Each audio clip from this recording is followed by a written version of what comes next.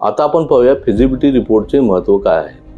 Feasibility रिपोर्टमध्ये काय अंतर्भूत असतं. फिजिबिलिटी रिपोर्टमध्ये नवीन नियमानुसार किती FSI आपल्याला परमिसेबल आहे, त्यानुसार किती बांधकाम क्षेत्र यामधून तयार होऊ शकतं, त्यासाठी प्रकल्पाचा खर्च ज्यामध्ये विविध शासकीय विभागाच्या परवानगीसाठी लागणारा खर्च, भाडं, deposit, shifting, reshifting, corpus fund, bank guarantee, GST, त्याच्यानंतर बांधकामाचा खर्च, स्टॅम्प ड्युटी, वेगवेगळ्या कन्सल्टंटची फी, अशा सर्व खर्च या प्रकल्प खर्चात समाविष्ट असतात. असा प्रकल्पाचा जो खर्च आहे जो विकासकाला करावा लागणार आहे त्यावर त्याला बेअर मिनिमम किती प्रॉफिट अपेक्षित आहे आणि त्यानुसार त्याला किती एरिया लागणार आहे हे पहिले ठरवलं जातं आणि त्यानुसार त्याला लागणारा एरिया वजा जाता उर्वरित किती क्षेत्र राहतं, ज्यामधून मूळ सभासदाला किती वाढीव एरियाचं घर मिळेल याचा अंदाज यामधून बांधता येऊ शकतो. त्यामुळे फिजिबिलिटी रिपोर्ट समजून घेणं आणि त्यानुसार